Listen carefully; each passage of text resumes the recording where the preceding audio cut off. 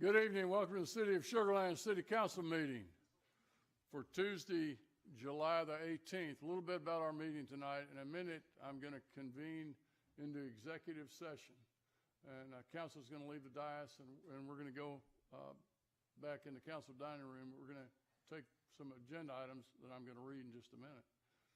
And then when we come back, we'll go through the invocation, the pledge. I'll invite the scouts down for the pledge, and then we'll do a special recognition. So at this time, we're going to go into item number 2, closed executive session. 2A, section 551087, deliberation regarding economic development negotiations. Item number B, section 551072, deliberation regarding real property. And I'm going to add item number C, legislation affecting the city of Sugar Land. At this time, we're going to recess, and we're going to the council dining room, and we'll be seeing you all in a little while. Mayor, so the third item is going into the executive session based on item for legal advice based on an item posted on the agenda. That's what I said. Thank you, sir.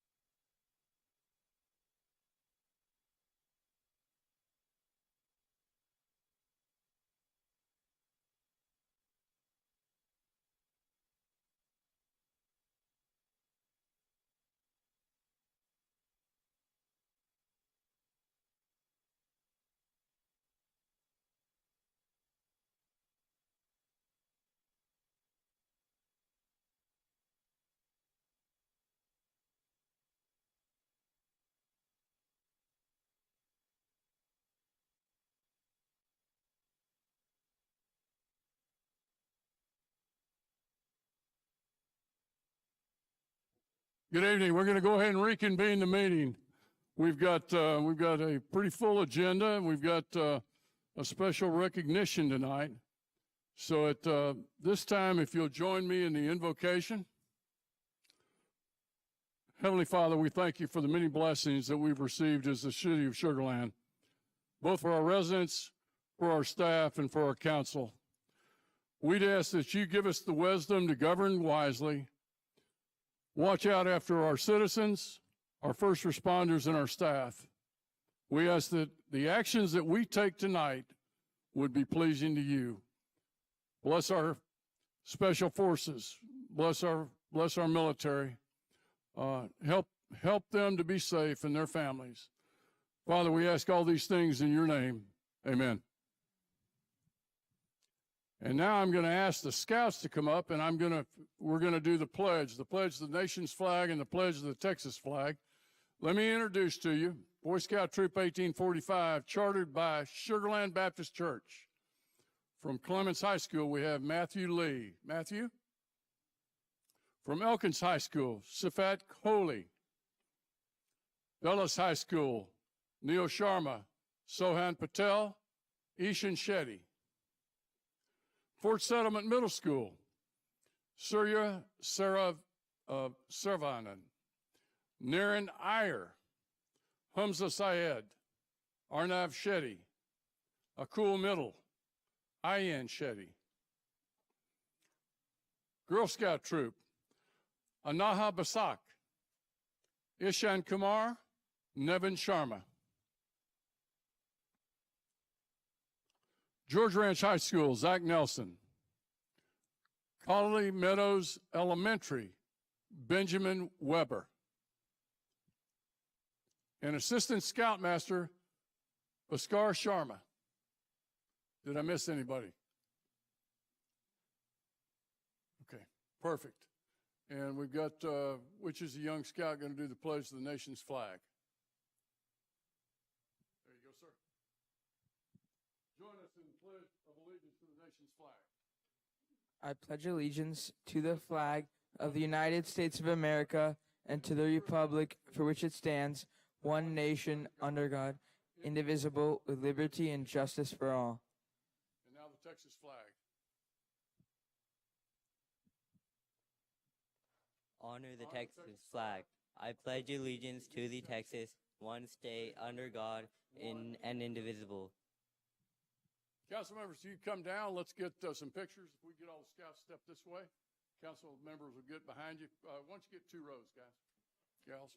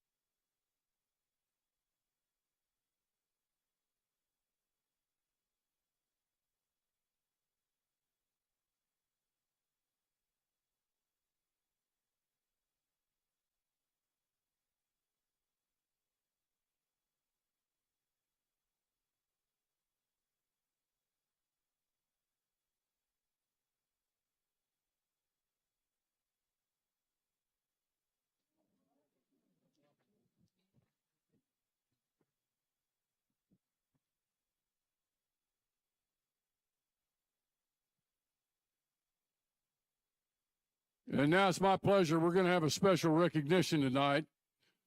The Uterine Fibroid Awareness Month. And I'm going to ask a number of people to come down front and help me introduce it, because you don't want me introducing it. Dr. John Fisher with the Fibroid Institute of Houston. Melissa Riley, the marketing manager of the Fibroid Institute of Houston. Dr. Kimberly Evans, MD, Sugar Land Med Spa. Dr. Duke Lee, MD, Sugarland OB-GYN Associates, Dr. Deanna McDonald, MD, Sugarland OB-GYN Associates, Dr. Naresh Patel, MD, Sugarland OB-GYN Associates, and Dr. Nakad, Kelsey Siebold, Sugarland, Dr. Kelly Burrows, MD, Sweetwater OB-GYN Associates. If I could get all of you to come down front, please.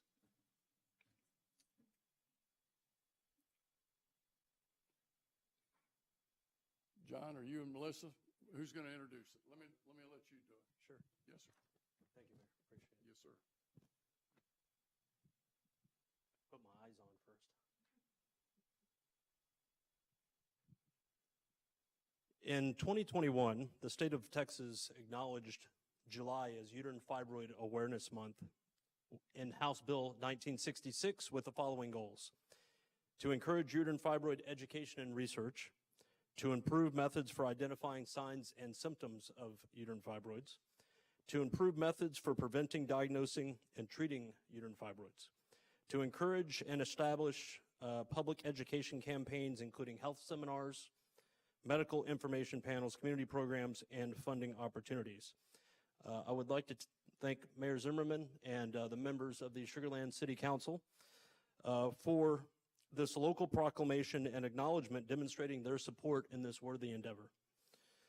Uterine fibroids are non-cancerous muscle tumors of the uterus. They are extremely common, affecting 70% of all women, and disproportionately affect Black women at even higher percentages. They often lead to debilitating symptoms. Public education awareness are very important so that women recognize the early symptoms and are aware of their different treatment options. I've spent much of my 23-year career educating women about and treating fibroids. I'm very fortunate to be joined here today by several of the best women's health physicians in the Sugarland area.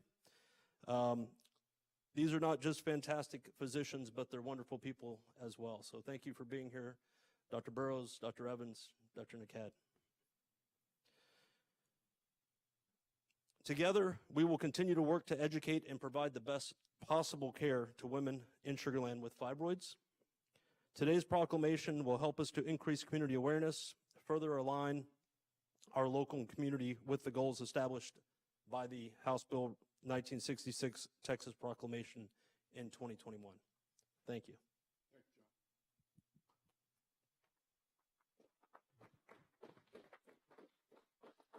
And we've got a proclamation to honor Uterine Fibroid Awareness Month, July of 2023. Whereas uterine fibroids are benign tumors that occur in women of all ages, particularly those within their childbearing years. They can grow to be 1/4 of an inch wide, all the way up to the size of a grapefruit, and are estimated to affect upwards of 80% of all women by the time they are 50 years old. And whereas fibroids can cause women to have severe pelvic pain, intense uterine bleeding, infertility, miscarriages, early labor, changes in urinary frequency, and periods of depression, anxiety, and reduced quality of life, which can make normal daily activities difficult to nearly impossible. And whereas Fibroid Awareness Month is utilized to help bring awareness to the diagnosis of fibroids and how they can affect women, as well as how to properly treat them. Although the occurrence of fibroids is higher than any other medical condition in women, the symptoms are all often attributed to other causes, leading to difficulty in remediating the condition.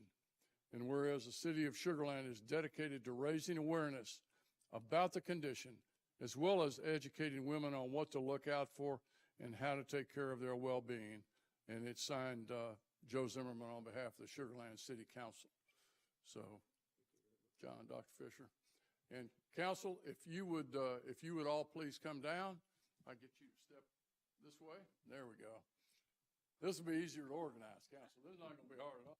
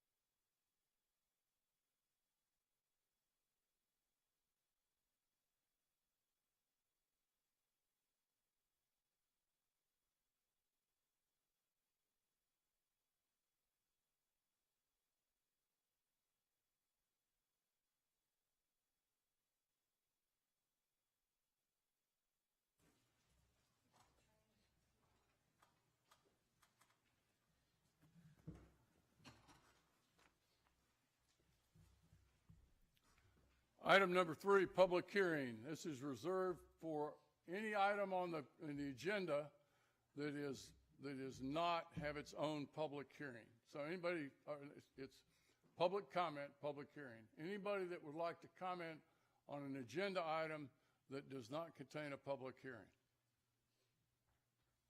Second call.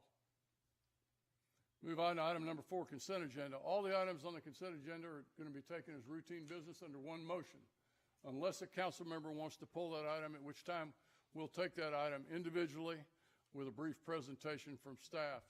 Do I have a motion? Got a motion by Jacobson, second by Mayor. Watley? Yeah.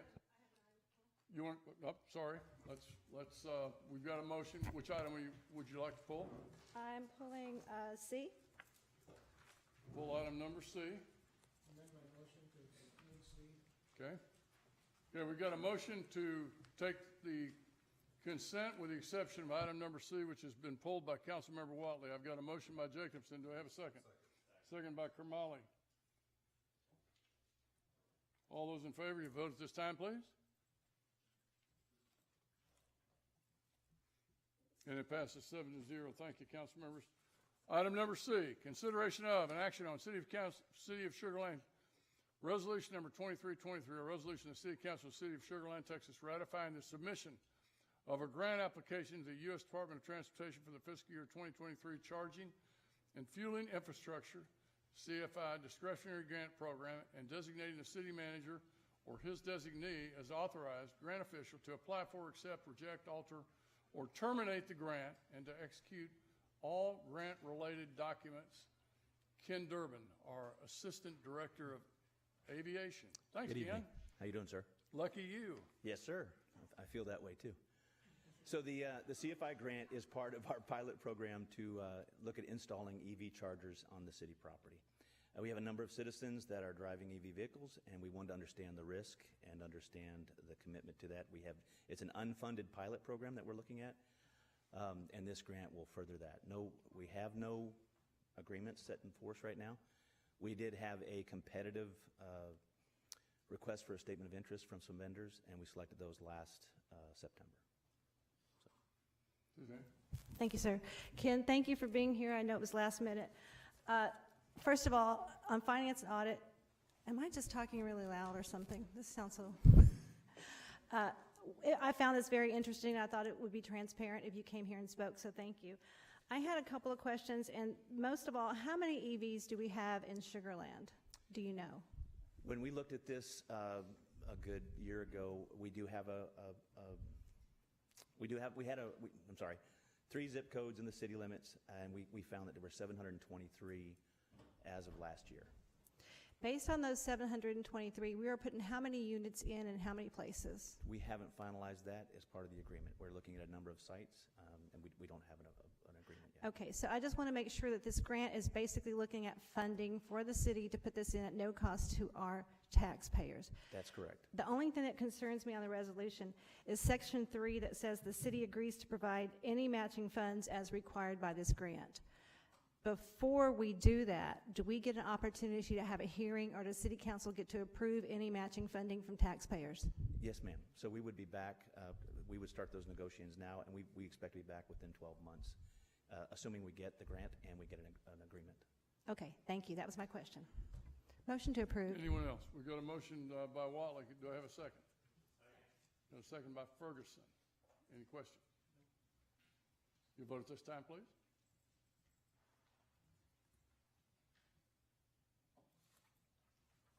And it passes 7-0. Thank you, council members. Thank you, Ken. Item number 5, donations.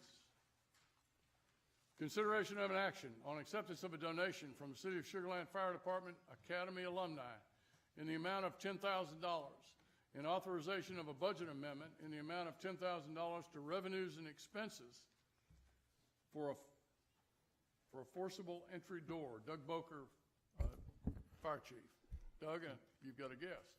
I've brought Chief Campisi with, and I brought quite a few of the CFA members and a couple of crew members. I would like to introduce, before I get going, the CFA members. We have Doug White, Andrew Wolf, Farah Ahmed, Hal J, and Paula J, Billy Dean Jellin, Michael Bacchus, and then we have Chief Vance and Captain Martin and Ladder 4's crew, De Los Santos, Dees, and Garza, who joined us. I always say there's three really important parts that make us successful as the Sugar Land Fire Department. One is we hire the best people. We have a very talented world-class workforce, and they work hard for us. Two, we have a very supportive city structure. That's our E-team and our council that adequately funds and supports this fire department. And third is the community. And tonight, I want to recognize a donation from one of those aspects of the community, the Citizens Fire Academy. They've raised money and would like to donate $10,000 to the fire department that will turn into a forcible entry prop that helps us get even better on the fire side. Oftentimes, we're here talking about EMS. We're really pushing the fire side of our training, and that's Chief Campisi's push this year. And if it's appropriate, I'd like to accept their donation and get a picture with them. Make a motion to approve, sir. Well said, Chief. But we have a motion. I make a motion. Got a motion by Watley, second by McCutcheon.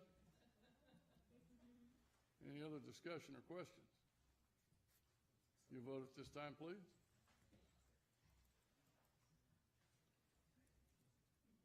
And it passes unanimously. Thank you, council members.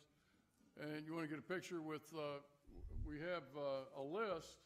The donation guests are Ronald Fawcett, Doug White, Farah Ahmed, Hal J., Paula J., Billy D. Geelan, Michael Bacchus, and Samita Ghosh. And if I could ask any of those people that are present to please come down to the front. And they brought a big check with them. Well, that's even better. Well, look here.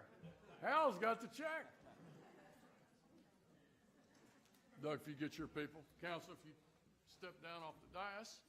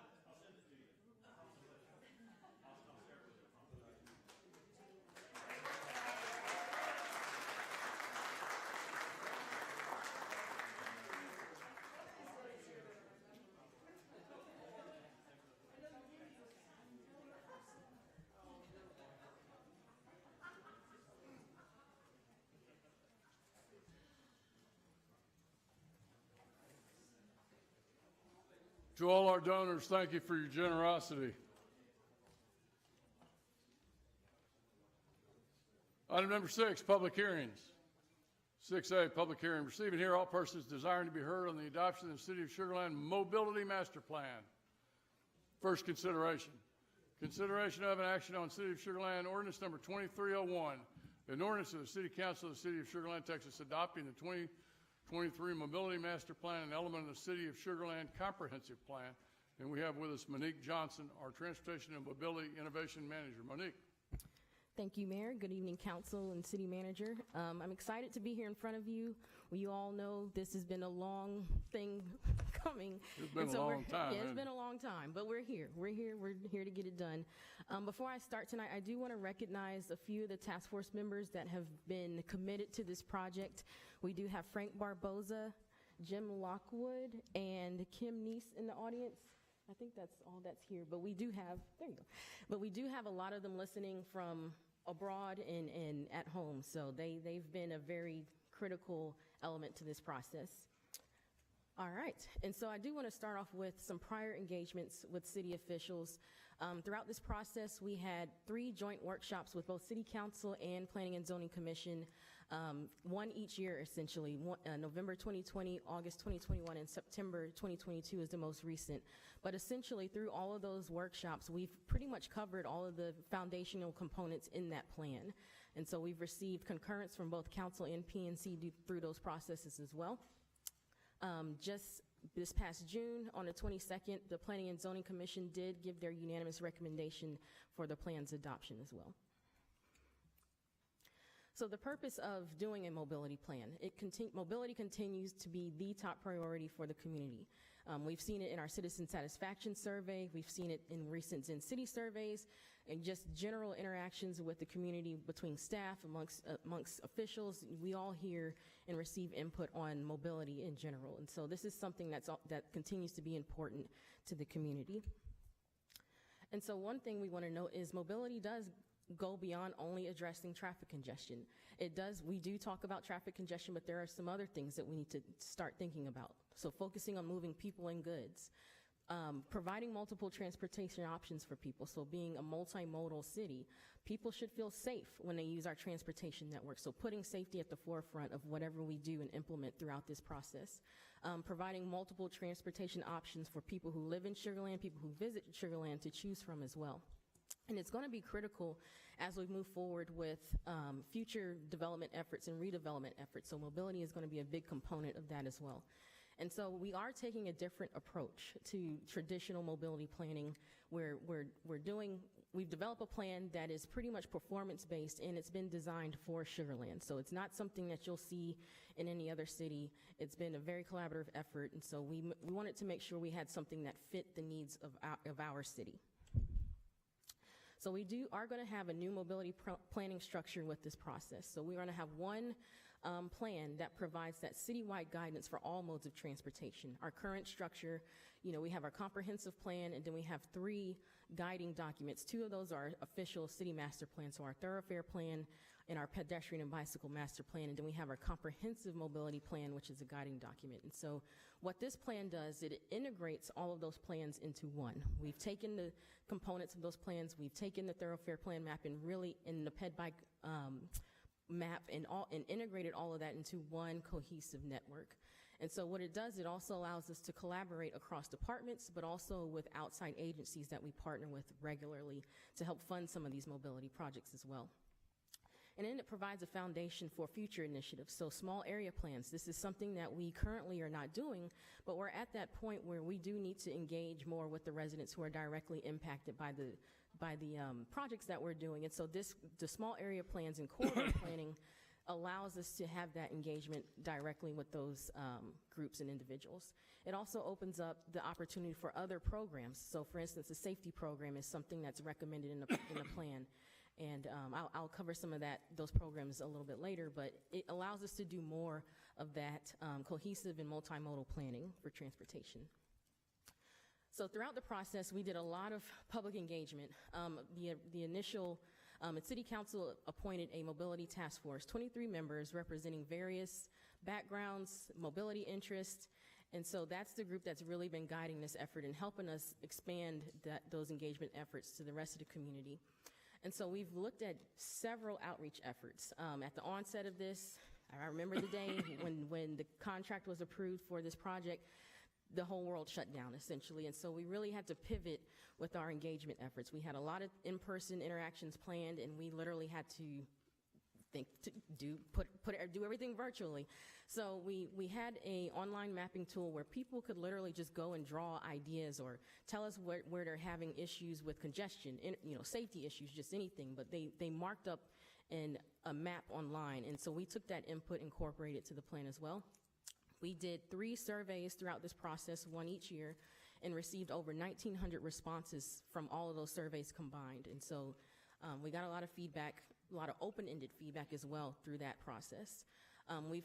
Once we were able to start getting out and meeting people face-to-face, we went to community events, took advantage of some of the Space Cowboys games. I saw some of you all out there, and then as well as the farmers market, and then we did the DJ Food Truck Fridays as well. And so that was an opportunity for us to get some of that one-on-one or personal interaction with people in the community. We also worked with the Sugarland Leaders Group. So through that process, we were able to engage some focus groups on that as well. And then we've had nearly 600 email subscribers for the project. So they've been getting updates as we would move forward through the process as well. And then we've had a draft of the plan on the city's website since February of 2023. We did allow an opportunity for people to have open comment on the draft plan. And I believe we only received one comment to date since February. But it has been available for people to view. And then we continue to engage with the community. That engagement does not stop at this plan. Once this is adopted, we are not going to stop engaging. That is an ongoing effort that we are going to continue. We have to continue to receive that input and incorporate that into some of the metrics and the implementation framework that's coming out of this plan. So based on a lot of the input we received, we came up with 5 core values. So that's safe and connected, and inclusive and accessible, healthy and active, being an innovative regional leader, and in being proactive and resilient. So making sure the things that we are putting out there, they're in a state of good repair. We allocate the resources for that, and we're proactive so we can prevent a lot of the things that we often deal with when it comes to maintaining a transportation system. The plan also recommends a transformative mobility network. So this is compiling all the input we received. It's creating one cohesive network, a safe and connected multimodal network to move people and goods throughout Sugarland and beyond. You'll see on the map that there are arrows that are pointing outside of Sugarland, and that's because our transportation network does not stop at our city limits. We have to do that coordination with our surrounding cities, with TxDOT, our regional partners with HGAC, to really move people and goods through, within, and outside of Sugarland as well. And so the network focuses on those streets and trails where investments could have the greatest impact towards achieving the city's mobility goals. And so you'll see that not every roadway is on this map, but that does not mean we don't have a process for looking at other roadways outside of this network. This is just those that are going to have that greatest impact with improvements. And so it builds on our existing network. We're pretty much built out. We have very few new roads coming in. So we got to reevaluate how we are using the space currently, and how are we going to repurpose that? How are we going to, repurpose that to meet the needs that we have as far as moving people and goods, and then looking at new opportunities to do that as well. So the plan recommends 14 strategies, and within each of those strategies, there are a total of 101 action items. We have been actively working on a lot of these things.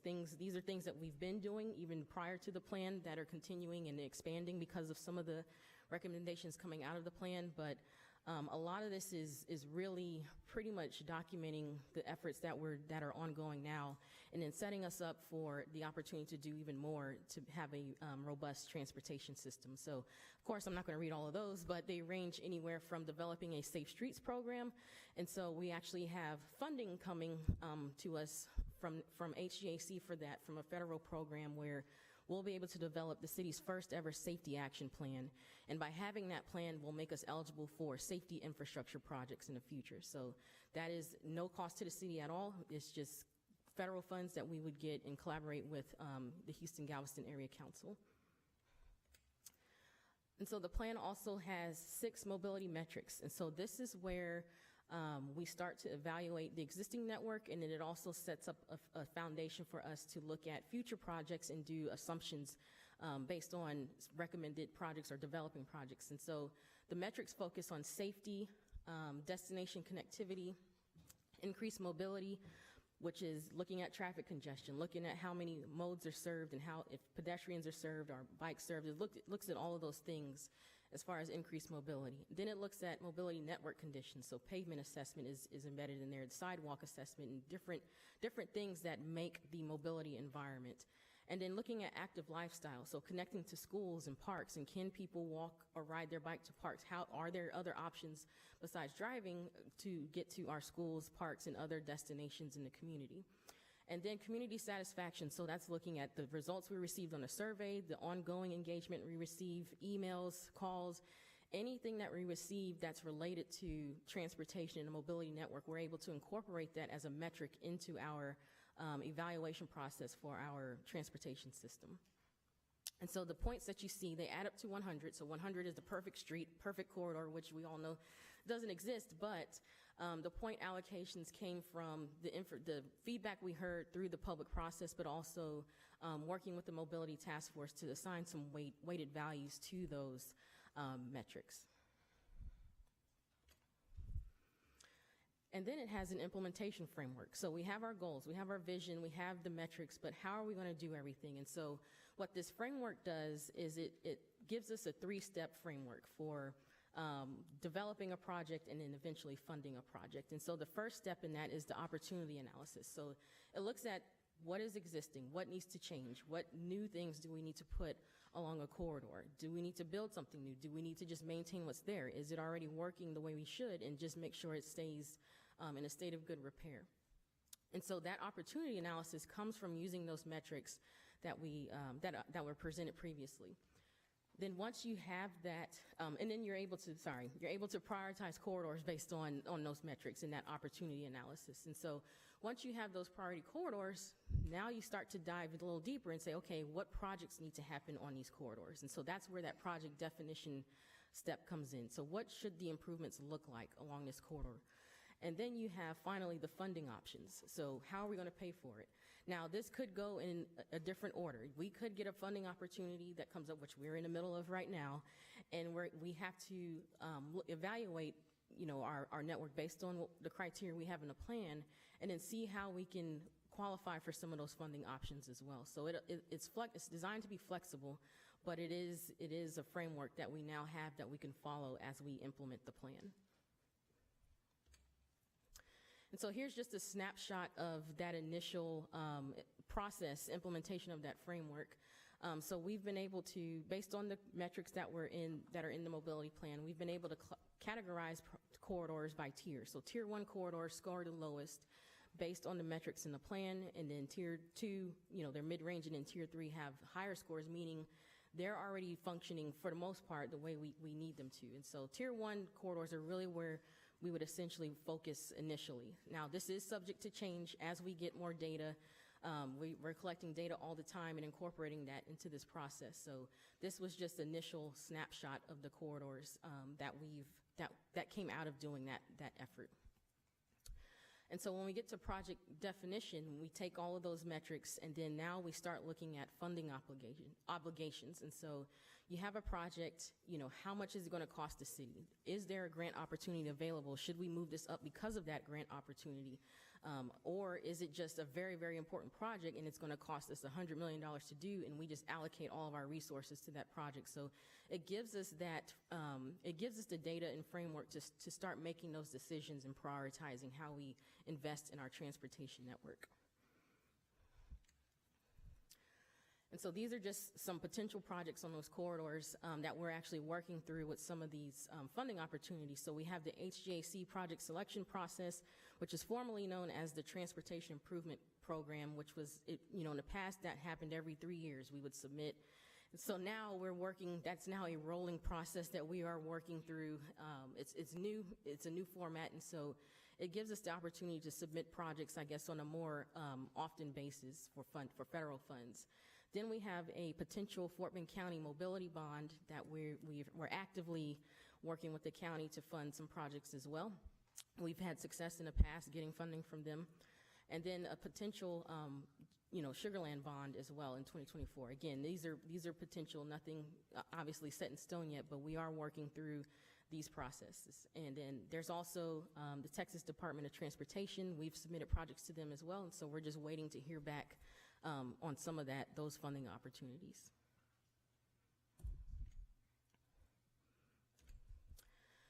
So what's happening now? So we are looking at our development code and design standards, seeing what needs to change in the development code.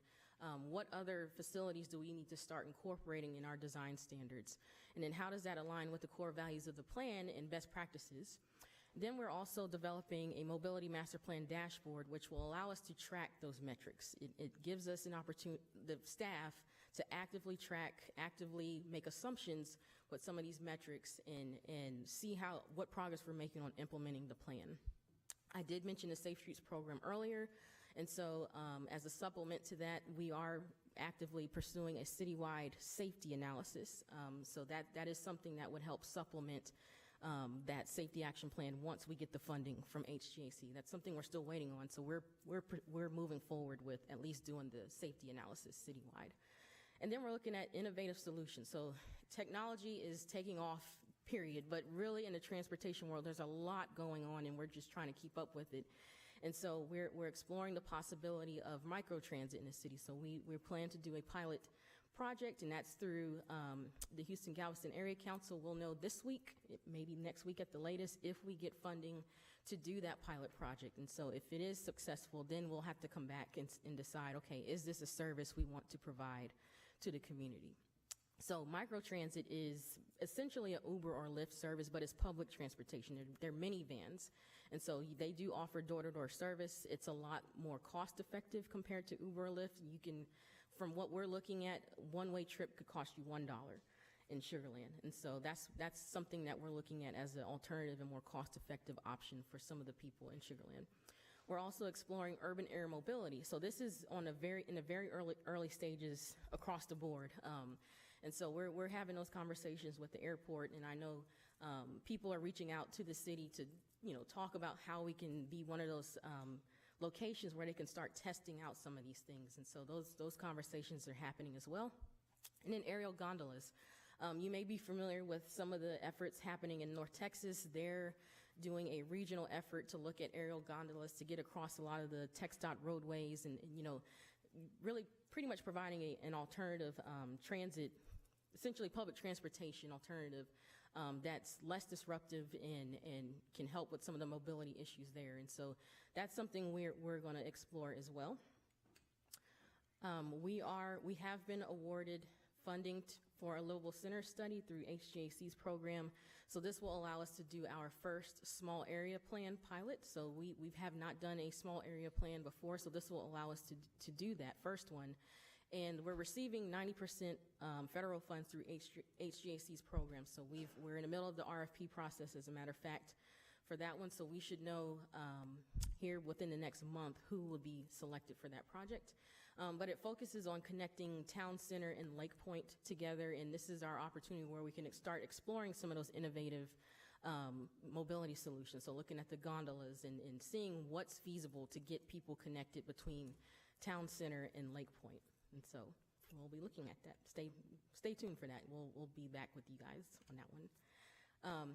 So the adoption schedule. So tonight we will have the public hearing and first reading of the ordinance. And depending on how tonight goes, the second reading of the ordinance and adoption of the plan will happen on August 1st or the 15th. And so staff recommends we hold a public hearing and first reading of the ordinance 2301, adopting the City of Sugar Land's 2023 Mobility Master Plan. Thank you, Monique. This time we're going to move to the public hearing part. Anybody that would like to speak on this agenda item is welcome to come forward. Please give me your name, address, and you'll have 3 minutes. Anyone? Second call.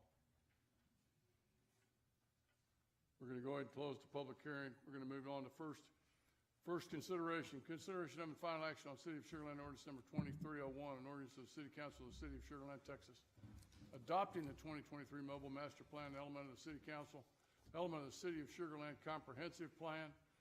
Council members, the floor is open for questions. Carol? Well, first, I'd like to thank everyone who served on the Mobility Task Force for the past 3 years. This was a huge effort, and I really greatly appreciate their service. And just a quick question. Strategy K is to invest in transit, and I know a big part of that is Fort Bend Transit, because we talk about partner with Fort Bend Transit, support Fort Bend Transit. But reading through the comments that were made on the survey, there's a number of people who don't know that Fort Bend Transit exists or how it functions, and what are our, marketing plans or to really get the word out to Sugar Land residents about the different services that are offered? Sure. So we've been trying to do more of the marketing efforts with Fort Bend Transit.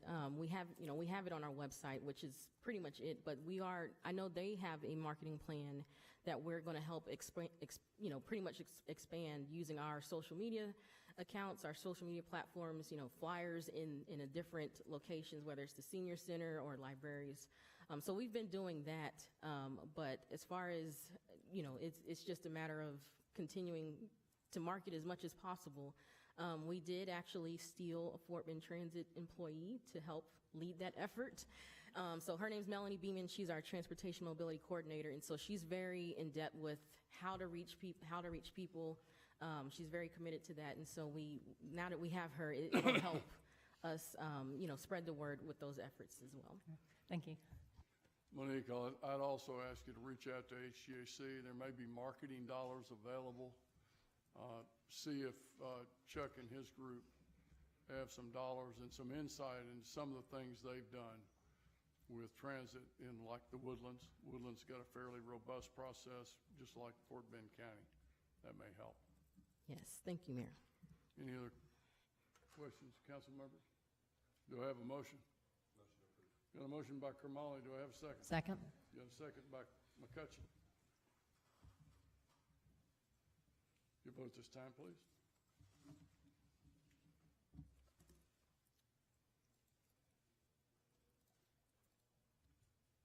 Thank you, council members. Passed 7-0. Item number 7. Thank you, Monique. Item number 7, budget.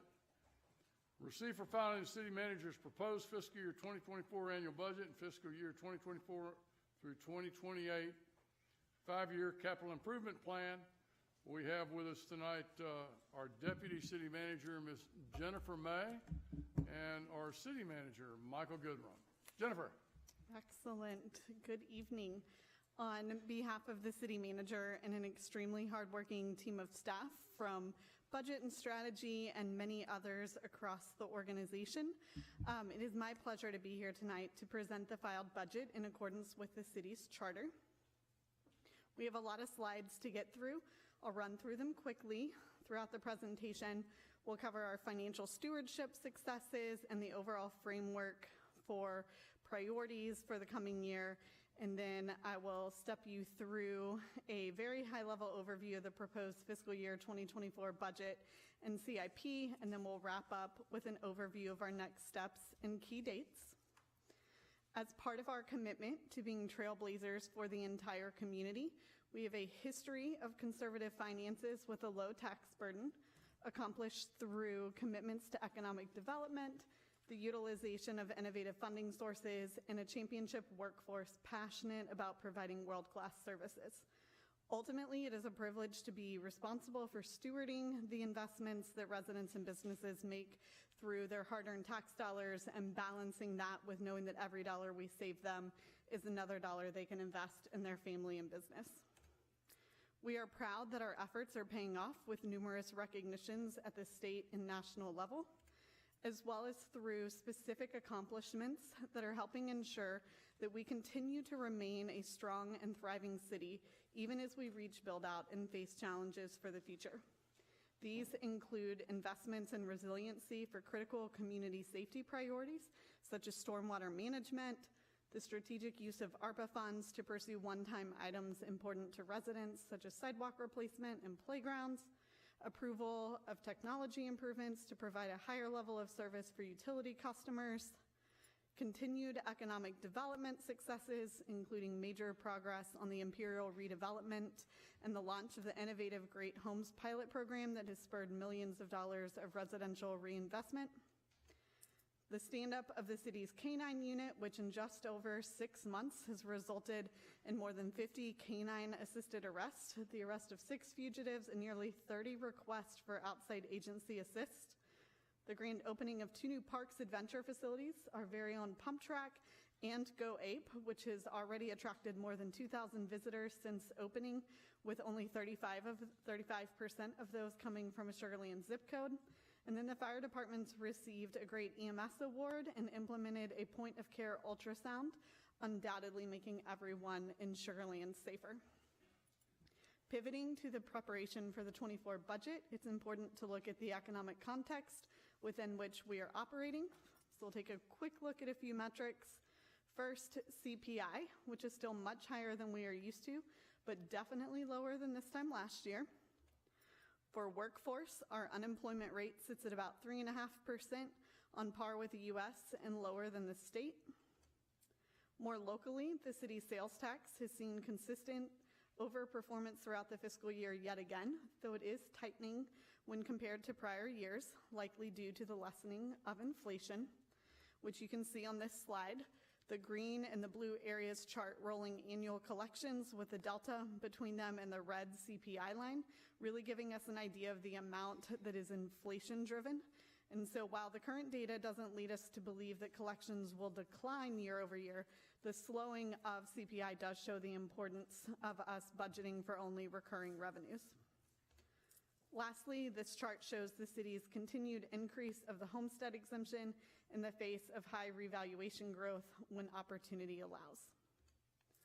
Looking specifically at the fiscal year 24 budget, we are continuing with our approach that strategy drives our priorities, operations, and budget.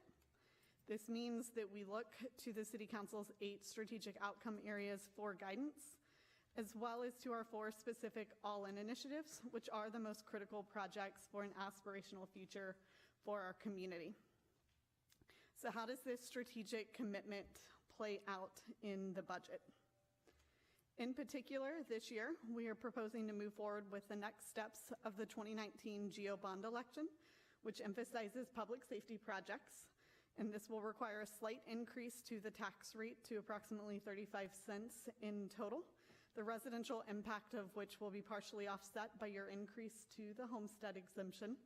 And additionally, we'll continue to implement the integrated water resources plan with increases to utility rates limited to only maintenance increases this year.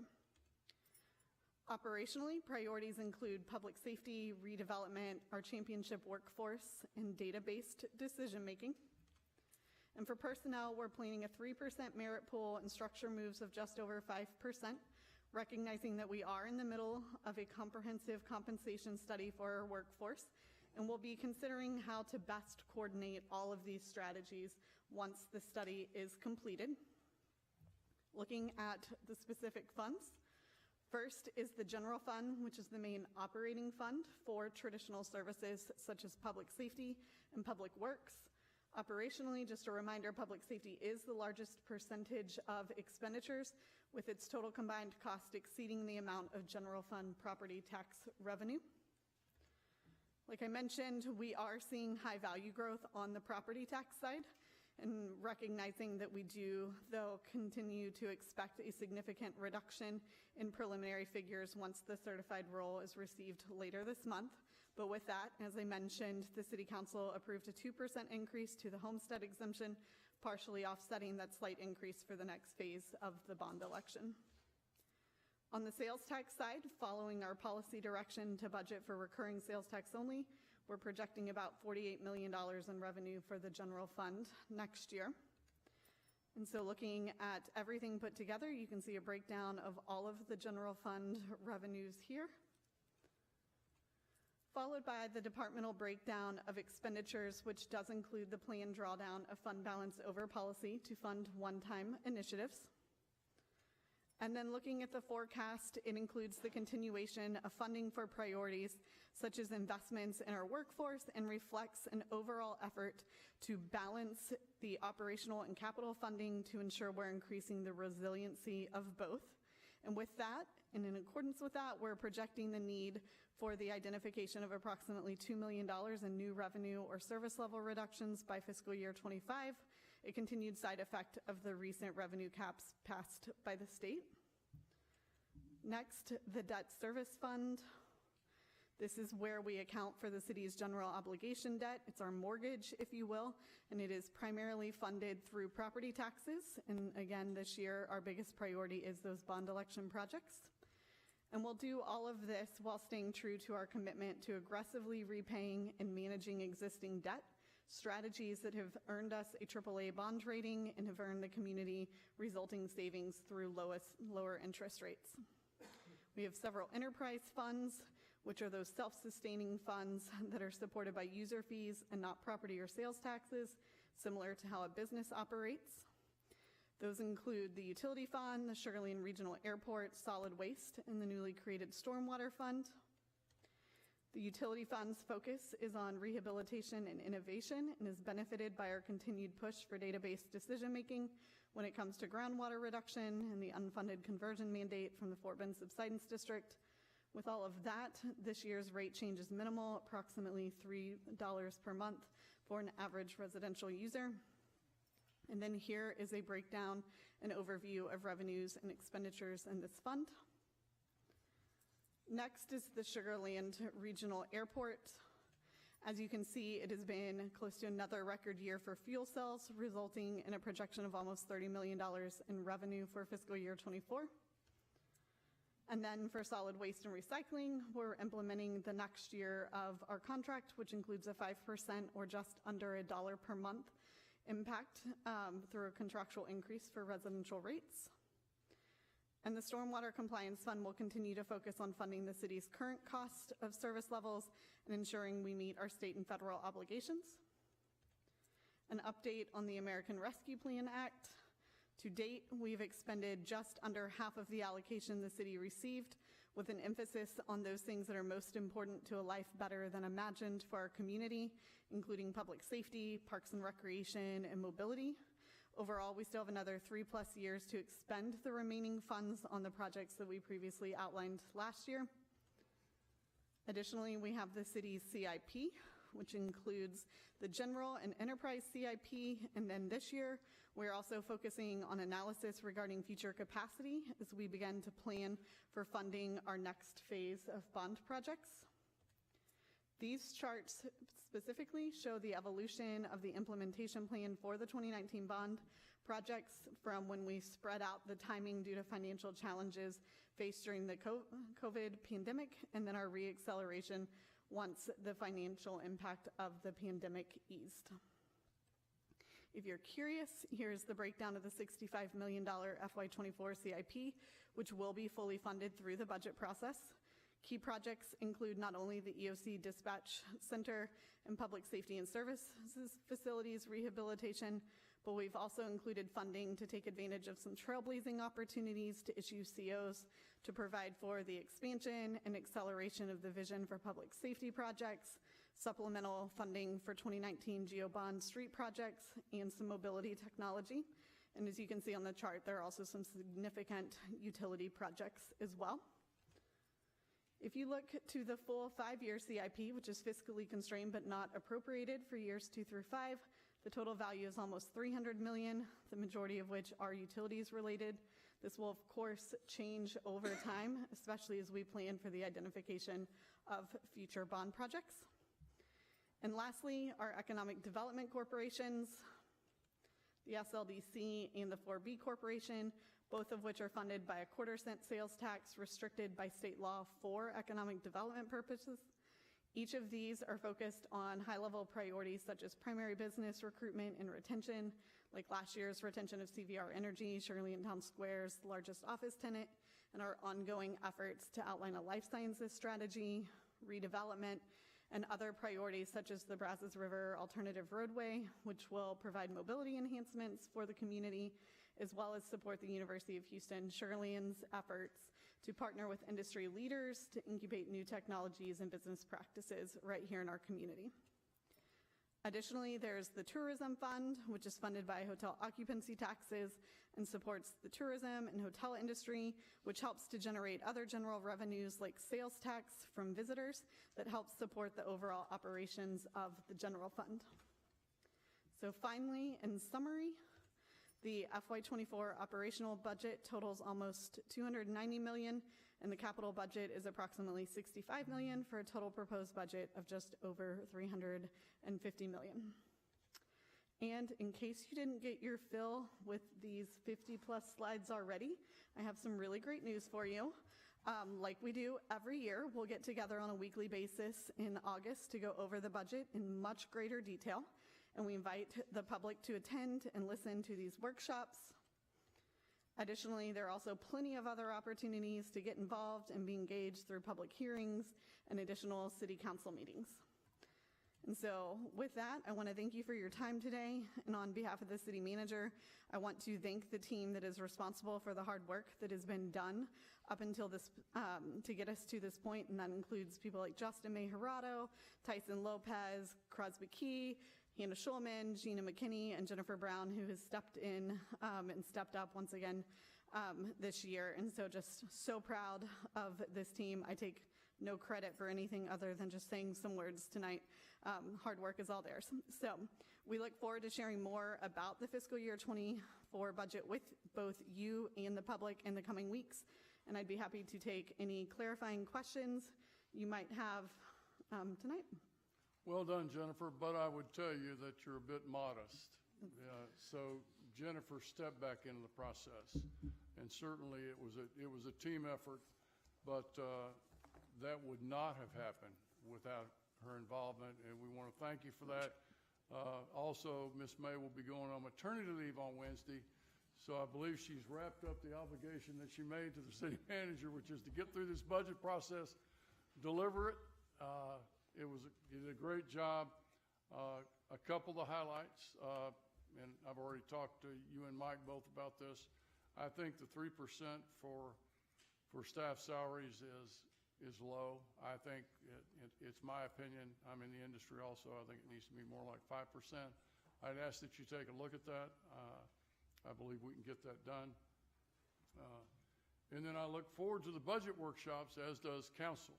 And we always look forward to talking in detail, line by line, and for every department. I think it's great for the directors. The directors get to spend time with the council gets to spend time with the directors, and I look forward to that every year.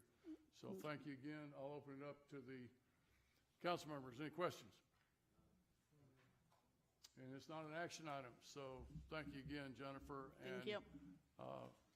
Keep us plugged in on the delivery. Will do. Thank you.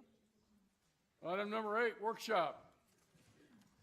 Review and discussion on the 88th session of the Texas Legislature. We have with us our own Rick Ramirez, our Intergovernmental Relations Manager, and then we have some guests from Focused Advocacy, Snapper and Lindley.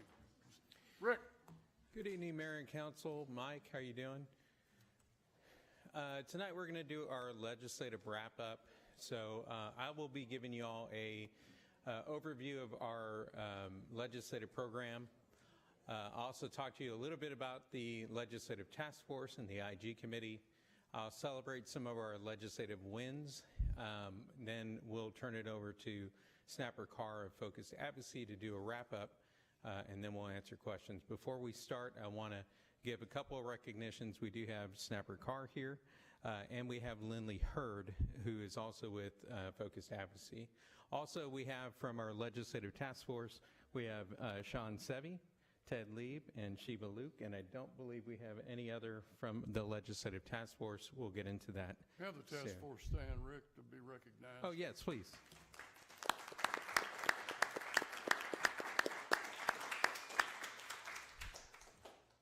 Thank you very much. So our legislative program is kind of summed up in 3 pillars. We call them our legislative pillars. We have expert opinion, which would be your internal IGR office, your external legislative consultant. We have TML, and of course we have all of the city departments that make up our expert opinion. We also include our community input, which is our legislative task force, which is the citizen engagement component of our legislative program. And then of course we have council direction, which without you all, we wouldn't have a legislative agenda and we wouldn't be able to go out there in Austin and advocate on your behalf. So this is the path that we got to in order to get to the legislative session. We start off with community and business considerations, and the way that we do that is we have 41 members of staff who give us input, help us to craft a legislative agenda, let us know what are the issues that are important to them to be able to provide services to our citizens. From there, we go to the Legislative Task Force. And this year was the first year that we had a citizen task force that was appointed by City Council. So we went out for applications, did that whole process, and we're able to gather 13 individuals who were able to give us perspective from all different walks of life on our legislative priorities to make sure that they understand why we're in Austin and why we do what we do. Then we go to the IG Committee. The IG Committee is made up of 3 members of City Council, and those members receive the information that we've gathered from our community and business considerations and from the Legislative Task Force and help to draft over the course of a couple of IG Committee meetings a legislative agenda that we then bring to City Council in October of those even-numbered years. And then as we get into the legislative session, which starts in January of the odd-numbered years, we go for 140 days and advocate on behalf of the city. So the Legislative Task Force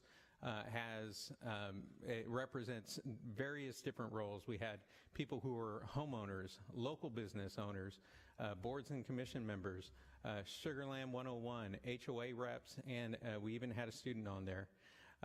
And the roles were they were going to review the legislative agenda, they provide that citizen business perspective, they make recommendations, and then they actually advocate on behalf of the city on certain issues.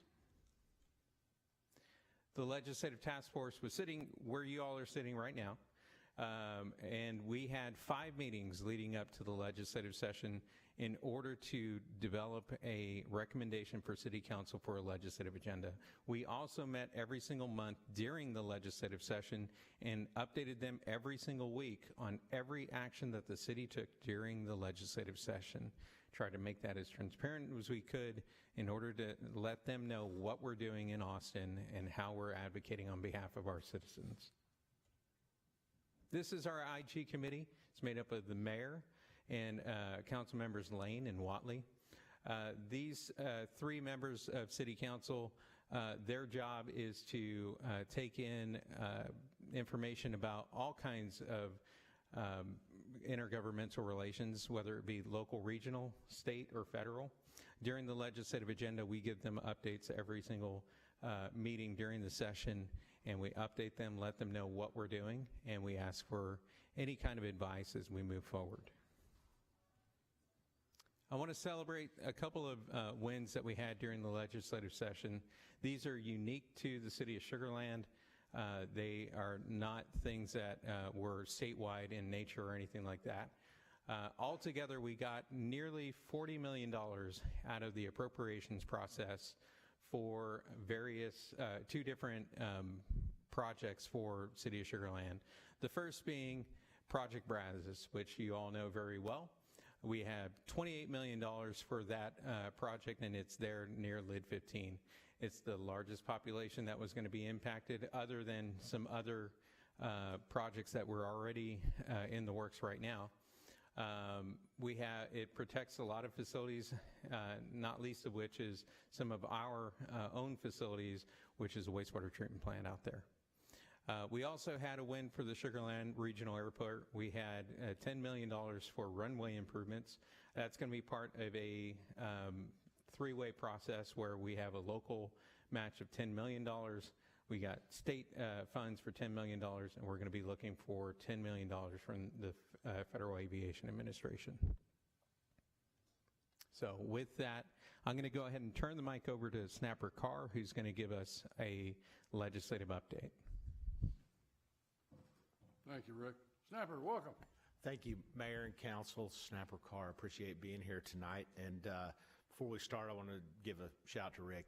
Obviously, your staff and departments play a very important role and have done an excellent job throughout the course of this session and into this extended session.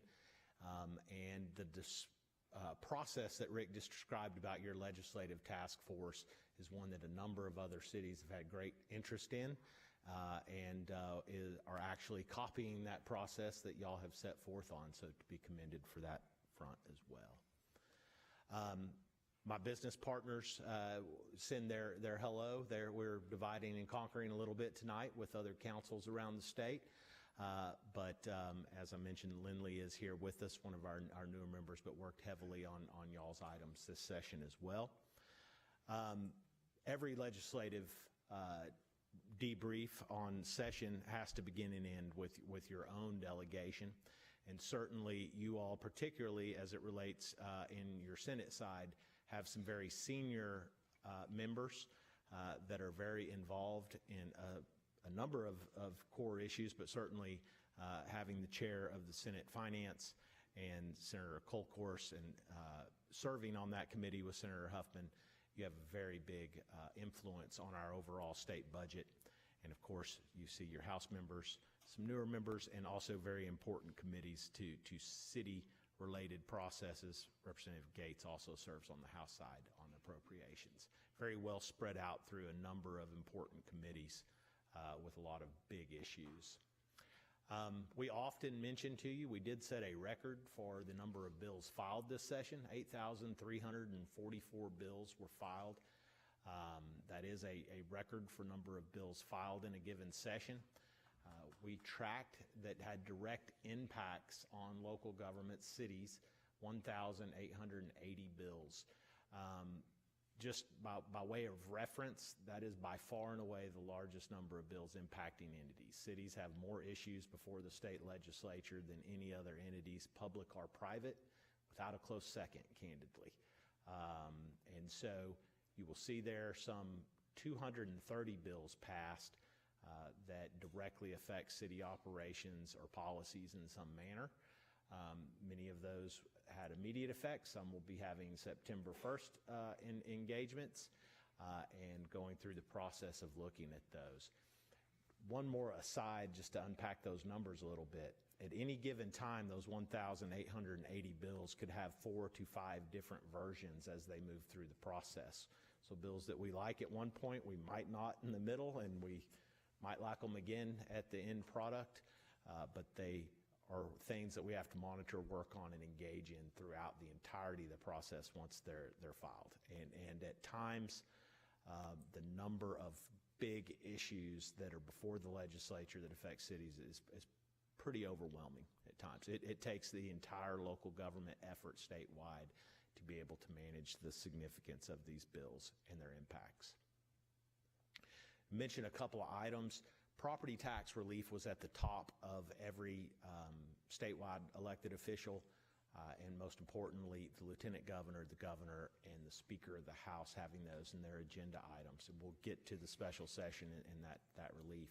You'll see the items here for the most part, with the exception, and we'll come back to it on with regards to school choice items. The governor had a pretty successful session in passing or seeing bills pass that were in line with his priority lists.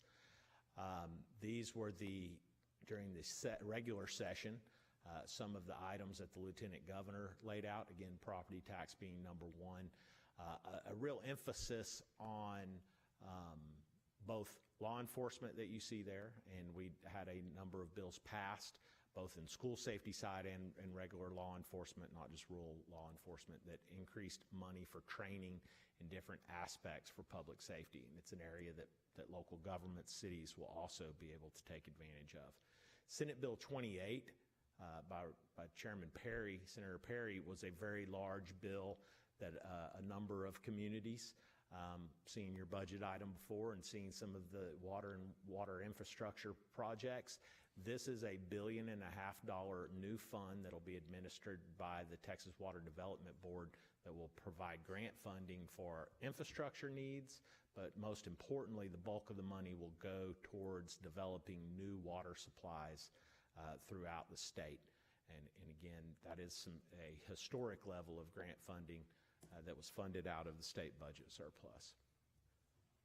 The Speaker set forth a number of items. These three would probably be the core to replace what was known as the Chapter 313 tax abatement economics program that expired last session.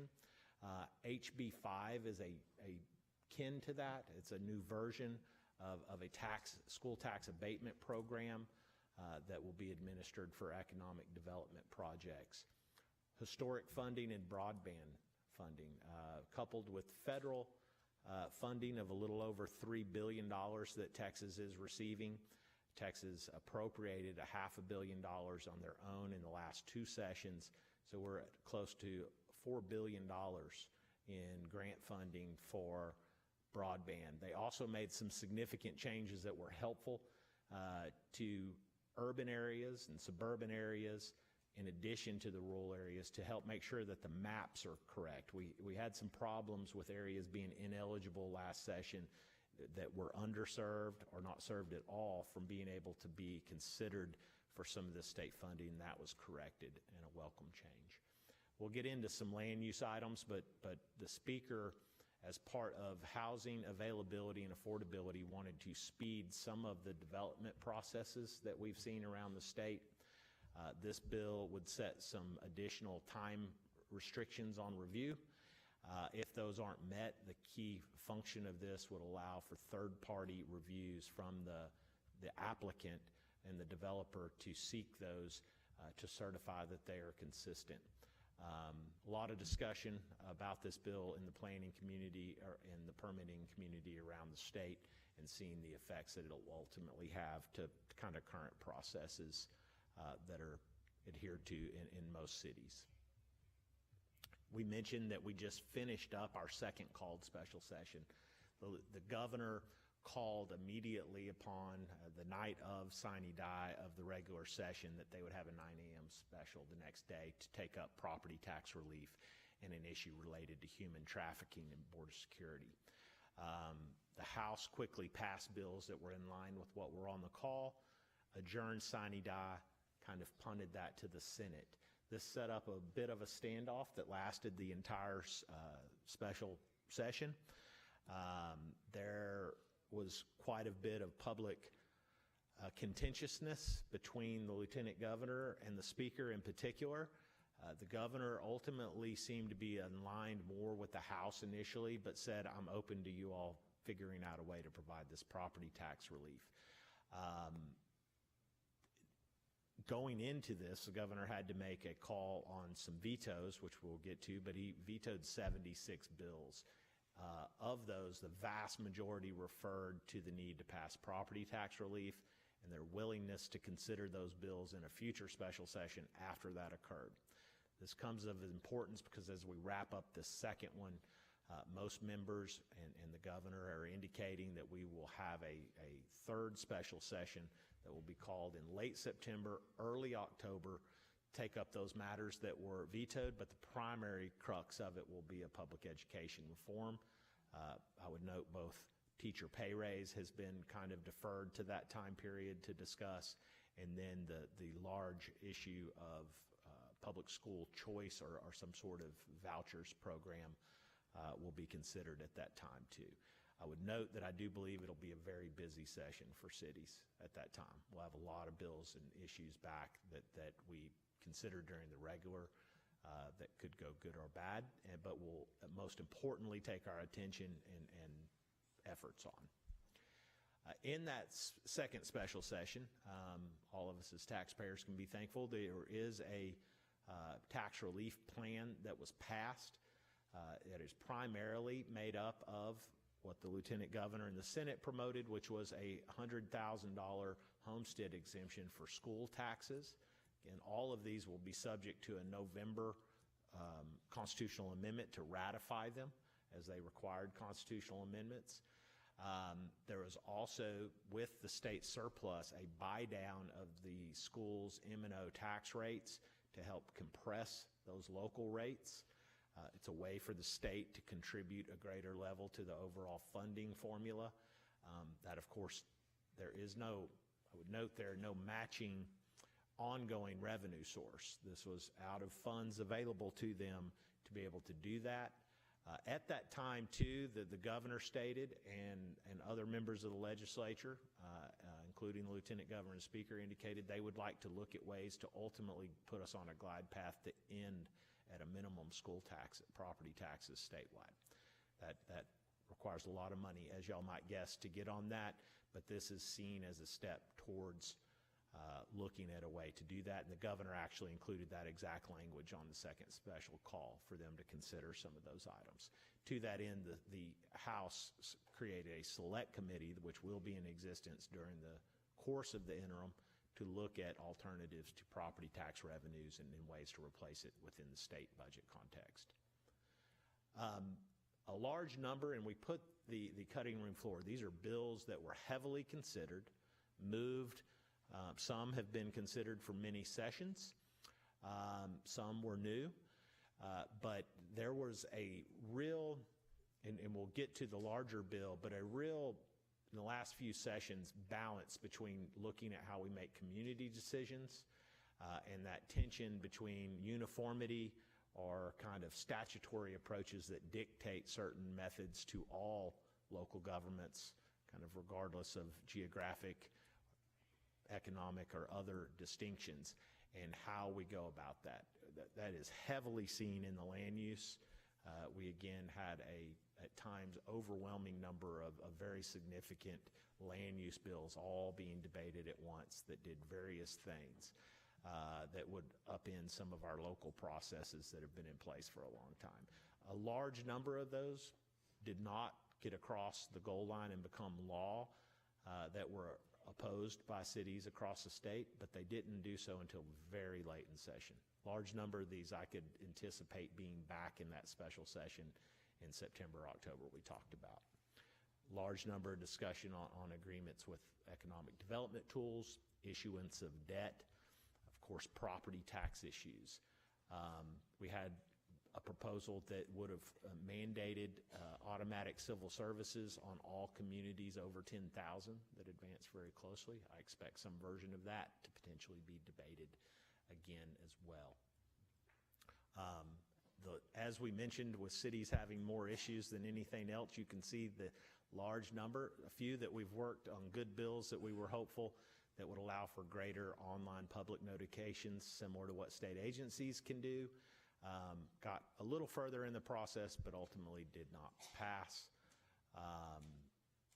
The bill that probably got more attention, it was kind of, I said for the last couple of sessions, we've had this tension between local decision making and where that state authority to mandate some of those issues in the name of uniformity or regulatory uniformity ought to come from. This bill, House Bill 2127, was referred to by some of the proponents as a super preemption bill. The media reported on it as the Death Star bill and a Star Wars reference. Ultimately, and this bill is something that we've seen nationally in other states be considered as well, really sprung from a debate about employee-employer regulatory issues where local governments pass some rule or regulation that made a change to employee-employer. And so you saw that in past sessions. This bill took a different approach and wasn't specific with what it was preempting us in regards to, and said basically, and I'm going to paraphrase here, that you have to look to state law in these large, broad codes, from the business code, the tax code, the ag code, the occupations code, on down the list. In these large statutory areas, you have to, as a home rule city, show where you derive that authority from. Is the exact opposite of the definition of a home rule city. That describes similar to the nature of a county or a general law city. That was talked about for a long time in the legislature, that we needed greater specificity as to what it is. And that was the first question that generally came about: what is preempted? The reality, except in very narrow exceptions on some narrow issues, the bill does not expressly preempt any city on those topics. What it does is it sets up a process whereby you can be challenged in court. It establishes venue, waives sovereign immunity, and establishes a process for a person or an entity to challenge the validity of the court as being preempted by state law in one of those statutory codes. One thing that we worked real hard on the House and we're part of on behalf of our clients is that last bullet. That's to get what's a 3-month ability to cure, or at least notice before. The way originally the bill was filed, you would find out about your problem when you were served with the court petition. This requires notice to the city and a 90-day opportunity to review and respond to that before a lawsuit could be filed against the city, challenging any of these ordinances.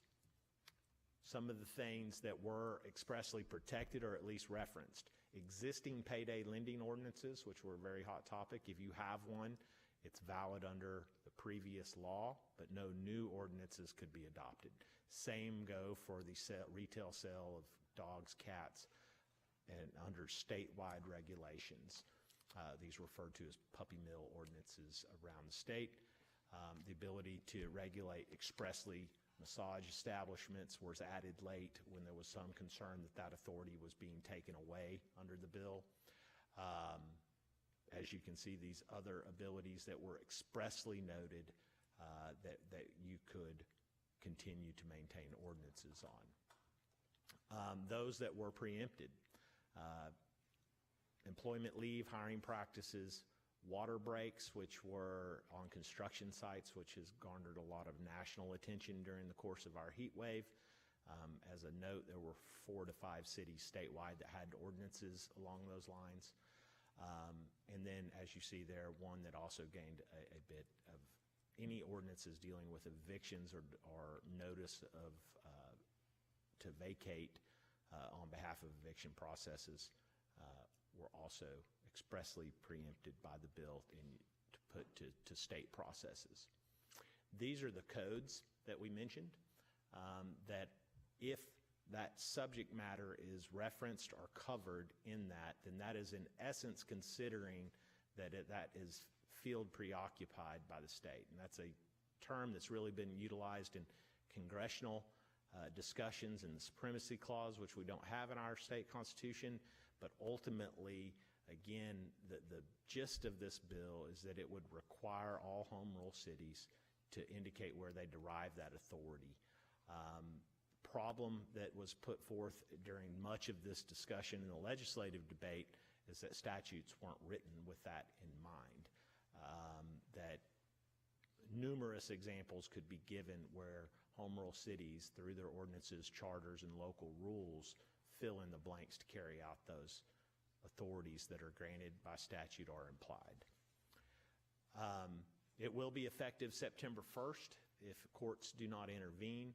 It was largely expected that the final chapter of this bill would be written in court, whether through challenge by someone utilizing it or a coalition challenging its constitutionality under our state Constitution for Home Rule Authority. And ultimately, the city of Houston on July 3rd did decide to file a preemptive suit. Those have to be filed in Travis County since you're challenging the state of Texas's law as unenforceable, and they're asking for enjoining it from having it become effective September 1st. Ultimately, that will be a suit about how the interplay between these constitutional provisions. There will be a number of private sector entities that will have opinion and intervene as parties in that case as well. Ultimately, then, I think if we were to look, we can consider this is something that the Texas Supreme Court will consider and pass final judgment on at some point.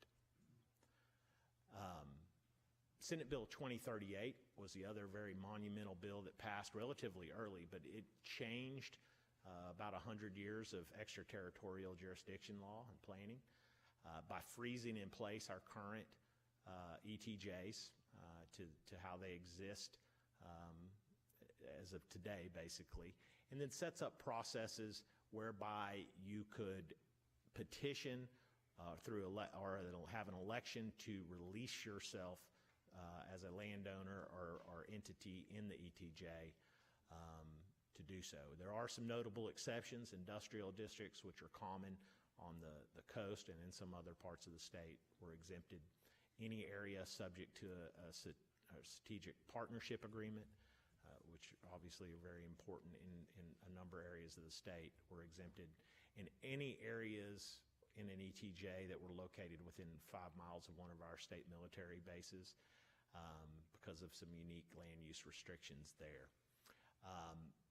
This bill was somewhat of an extension of the annexation reforms that we've seen that changed the annexation authority that cities had over the course of the last couple of sessions as well.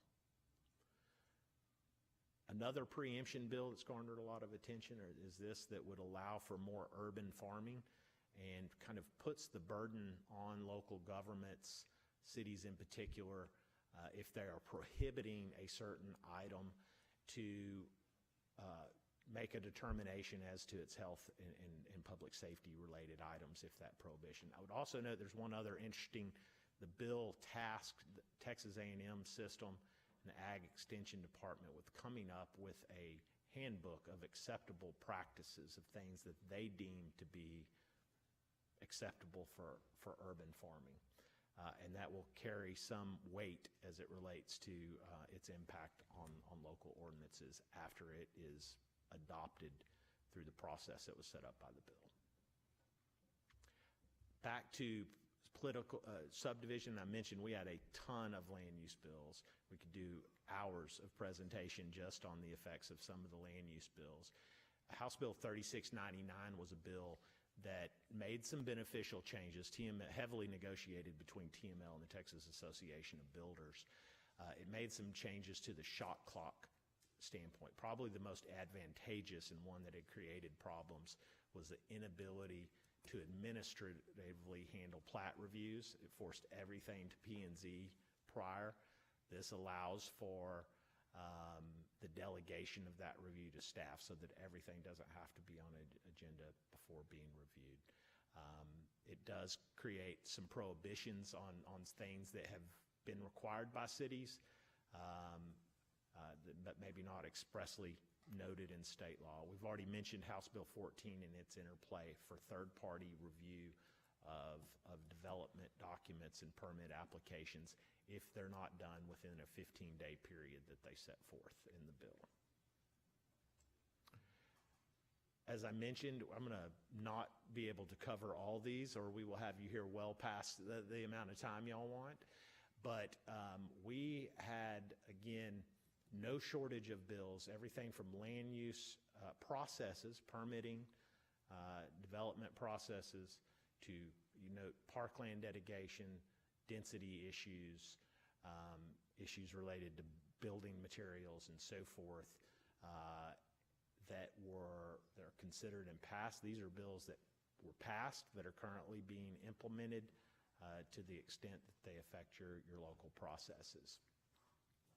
A large number of bills related, good and bad, to processes on city finances. A number of issues that are related to our Chapter 380 agreements. Was a very good bill. Did not see you right there. I thought it was on this list, that allows for land to be considered. There it is, Senate Bill 543. A very good bill that allows for real property to be included in Chapter 380 agreements versus just the ability to provide cash for those sorts of purchases. This is something that has been attempted for a number of years that finally passed. Public safety, I mentioned a large number of bills that, and I would note in this area, it's probably one of the largest areas that local governments will have access to grant funding through criminal justice programs at the state level too. Very large number of programs that will be opened up. Number of personnel, again, issues. Back to that notion that y'all have more issues before. Your personnel and workforce are certainly impacted by various bills that have passed. And again, oftentimes these are in the area of public safety as well.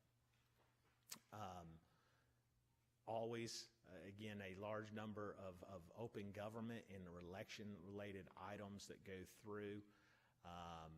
We've bills every session that look at the exceptions for the Public Information Act. HB 30 was the most high-profile bill that passed. It is one that removed what was commonly referred to as the dead suspects exception. This is to allow certain video and other documents related to case where the suspect may have been deceased as part of it or died during the course of it. This was directly passed in response to allowing materials related to the Uvalde school shooting to be released. and it was the genesis of, I think, of this bill that has been filed for many sessions, ultimately passing. Number of bills and other related items. TMRS did have an optional COLA adjustment bill that was passed. And then the last one I wanted to mention on this list was one that is consistent with federal agencies, state agencies, and now all political subdivisions will have a prohibition on TikTok applications being utilized on city-owned devices. Again, that basically means every level of government now has some level of prohibition on the use of them in a public way. Mention the disclosure requirements that we see here, a lot of transparency items with regards to purchasing that were ultimately passed. We've mentioned the broadband maps and the $4 billion that we will have. It's worth noting that is administered through the Comptroller's Office of Broadband Development, and that office will be holding a series of 25 meetings throughout the state, including in this region, to talk about the rollout of this new plan as they are doing it. And so it's a very important one, and one that hopefully will be beneficial to a number of communities. This session was a very big session to talk about some of the electric grid reforms and the market reforms and our generation shortages. Those were primarily done through the course of the PUC Sunset Bill and a handful of other bills aimed at increasing our dispatchable generation load. The state set up a fund that generators can tap into to help build that, but there was a host of bills, as you will see here, that we'll put forward. These are the bills I mentioned. We had 76 bills by the governor that were vetoed. Most of those, again, referred to a veto statement that said, I'll consider these after you pass property tax relief in a future special session. So the vast majority of the bills that we saw that were vetoed, we expect that we will be having some sort of debate on those subject matters in that later third called special session. Certainly, again, thank you for y'all's efforts in this. It's always a pleasure representing the city of Sugar Land. Y'all are best practices in this regard in the way you go about your business, and it shows in the results you get. So certainly happy to be a part of the team and answer any questions that we can. Thank you, Snapper. Lindley, question? Carol? Thank you, Mayor. I was just wondering if you could talk a little bit more about HB 2071, Representative Jaton's bill that went into effect last month. I know, Rick, that you recently testified to Fort Bend County Commissioner's Court about that, and that's the Public Facilities Corporation. And you spoke about how PFCs have created problems for some municipalities, especially in regard to multifamily residential. So I was just wondering if you could talk about a little bit more what public financial corporations are and Sure. how they could impact the city of Sugar Land. So a public facility corporation is another tool that a local government can use. It could either be a county, a city, or a housing authority could create a public facilities corporation. Those public facilities corporations, one of the tools that they can use is the ability to incentivize affordable living. And so the city did go to the county commissioner's court last week. We provided them with public comment in regards to HB 2071 by Jaton. That bill in particular had some beneficial changes to the PFC rules and statutes, tightened it down, made sure that a public hearing was required. The mayor would have to receive written notice at least 30 days prior to any kind of project within their city limits. And so we went to Fort Bend County to let them know that we had supported that bill during the legislative session and asked that they consider a policy that instead of just waiting the minimum of 30 days, to, as soon as possible, notify the city if there is any contemplation of a project within our city limits. And so I know that, yeah, this bill is tightened up, but so the county or a housing authority could, I guess, do something that would affect the city? I mean, can the city say no to it, or is it something Yeah, that so- they have as they supersede us? So the way that it works is a PFC would buy a property from a developer. That property would then become owned by a public entity, and therefore no taxes could be taken from that. So that would mean that a apartment complex or something like that would be taken off of the city's tax rolls, which would create a problem for the city. And therefore, that was the reason why we wanted to make sure that as soon as possible, we would be notified of that, and there would be a public hearing in order to ensure that the public has the ability to have a say in that type of a project, and the city is notified so that we can make any kind of arrangements for anticipating a loss of revenue. Okay. And who votes on that then? Is that something the Commissioners Court would vote on ultimately? So the Commissioners Court created a Public Facilities Corporation of Fort Bend County, Texas, and that is by their bylaws, they created themselves, the Commissioners Court, as the governing body over that PFC. It's not the case all over the place. Other PFCs are done by housing authorities, and it's done multiple different ways throughout the state. Okay. And then last question, when did they create this? I'd say a couple months ago. I don't know the exact time. It was when y'all were going into or just came out of your fall retreat, or spring retreat. Sorry about that. Okay, thank you. Anyone else? Ms. Shaw? Snapper, you had one of the lines that said cities can lower speed limit without a study. Did that pass, or I just wasn't sure what that bullet point meant? That one, I do believe passed, unless it was in my... It was a bottom bullet point on one of those slides. Yeah, that's been a proposal to allow for an adjustment of without the need for a study. That'd be good for our city. We would spend less money on studies. So, do believe that finally passed this last session. I'm sorry, I was trying to find where it was referenced. I've got a little different perspective on that, Snapper and Shaw. I mean, being in the engineering business, a study really is needed. Just willy-nilly lowering a speed limit, just because we think it's a good idea. I don't think that's a good idea at all. So I know for me personally, I can't support that. I think that's a bad idea. I think we need to continue to have, that's what the engineering department, that's what the principles are there in place for. We need to do a traffic study, determine if that's reasonable and what outcomes or what improvements are needed in order to enforce that. yeah, that's fair. I agree. I was trying to find where it was referenced. It was just a bottom bullet point on one of the first slides, but I just happened to catch on it. Within that bill, I will say there were a number of, beyond just the exemption, there are a number of other conditions that they kind of set forward. Sure. It's been actually one that a number of cities have had disagreement on amongst themselves for the last couple of sessions. I believe that was the City of Fort Worth bill that was pushing it. Thank you. Thank you, Rick. Yeah, Jennifer?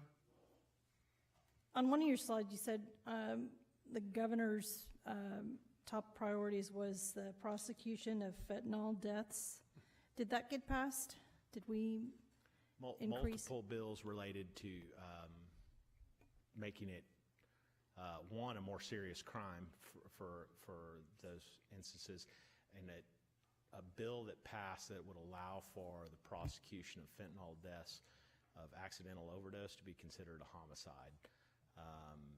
Also passed. So there's some very tough increased penalties, a number of prosecutorial tools that were passed. So there was a host of bills that were passed in relation to fentanyl deaths and prosecution. Thank you. Anyone else? Good. Thank you, Snapper. Thank you, Rick. Thank you. I noticed we have a scout in the back. If you'd stand up, tell us your name, the troop you're with, and if you're working on a badge, what badge you're working on. My name is Owen Meyer. I'm from Troop 801, and I'm working on the communications merit badge. Ah, so Lisa, that's your son. Ah, there we go. Well, welcome. Snapper, Lindley, thank you guys for coming in. We, as always, we appreciate your not only your insight, but the relationships you have at the state. It greatly enhances our ability to affect legislation, mostly the con side right now, because they seem to be hell-bent on taking away, local control, but we'll continue to fight the good fight. Thank y'all. This time we're going to move on to item number 9, City Council City Manager reports. City Council Member reports. Suzanne, let's start with you. I was ignoring you so you wouldn't start with me, but I will start. And I know we have a lot going on because our last meeting was a while, so let's just, July 1st, Mr. Watley with me hosted the Colliers team at Space Cowboys, and I didn't even watch the game. It was so bad. I'm sorry, but we had a good time with Colliers. And then, let's see, Nowhere Somewhere Supper Club on July 15th. I want to shout out to Matt Reagan. That was an amazing event. It was a first-time event. They are going to have it again next year, but just in case you didn't know, Matt Reagan is with Reeby's, and they came up with a great idea to do something very unique and different in Town Square, where they had a dinner, and they didn't tell you where it was until you arrived, and everything that happened was just unique and spectacular. So shout out to Matt Reagan. You did a great job. Thank you. Carol. Okay. I attended Chris Stubing's retirement ceremony to commemorate his 16 years of service to our city. And most of us on council attended the pet adoption fundraiser at Aileen's, and it was called For the Love of Paws, and it was really, really a great event. And then Councilmember Watley, Mayor, and I were at the Sugarland Space Cowboys game Saturday with some of our boards and commissions members, and the Sugarland Space Cowboys had 3 home runs. Thank you, Carol. Stuart. Thank you, Mayor. Along with several of my fellow council members, we attended the Rotary Club of Sugarland luncheon last week, and they had a very fascinating and good-looking speaker. I'll just say it. It's the mayor. Rashad, go ahead. It was the mayor. The mayor was the speaker, the good-looking guy. This past Saturday, I attended HEB River Park. They're off of 59 the Grand Parkway. Their 20-year anniversary. It's been there 20 years. I remember shopping there when I lived in New Territory back in the day when New Territory was not part of the city. But more importantly, they had about 13 employees that have been there for 20 years working at that HEB, and that was commending. And we gave out plaques to those, not employees, they're called partners at HEB, partners. And so those 13 employees partners got medals and plaques. And then most of council this past Saturday also joined me at L'Amour de Café in Telfair. It's a new small business restaurant, from a coffee shop to fajitas to pasta. They have it all. Really, really cute little store with very, very Instagrammable backdrops and stuff. So go out and visit it. It's in my district too. And last week we had a special Telfair HOA meeting around mixed-use development, and we had 5 city council members there. We had about 15 staff members, and we outnumbered the residents that were there. And I want to thank staff that did the presentation to talk about the mixed-use development. There's just a lot of things going around our city on social media that is just not true. And I invite the public to come out tomorrow to listen to the planning and zoning and city council special workshop that we have. That's it. Thank you, Sean. Jennifer. I attended a special presentation by the Fort Bend Regional Council and Expose Excellence Program in the Sheriff's Office. And we had a CEO from Houston that's over forensics that was talking about the rise of meth as the big drug of choice in our neighboring county, and how this is put in pill form combined with fentanyl and can look like Adderall, an aspirin,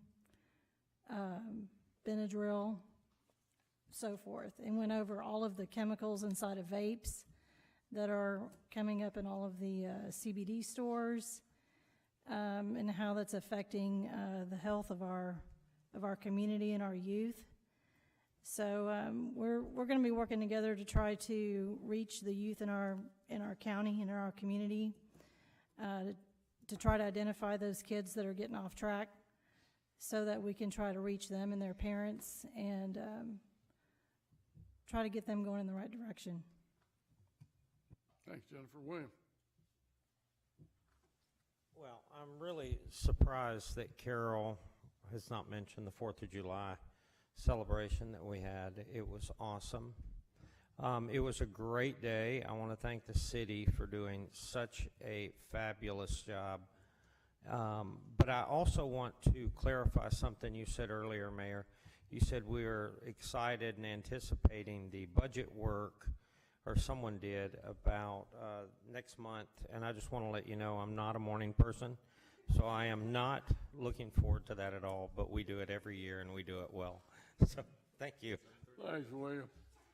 I'm going to cover a couple things. One is a shout out to our staff. So at the Space Cowboys game, we always have a certain number of staff members that are there. In support of the council members, we divide up the work. Staff's been incredibly loyal at showing up those meetings and helping the various city council members that are there hosting. 4th of July celebration, they did an outstanding job of putting that together in some pretty tough conditions.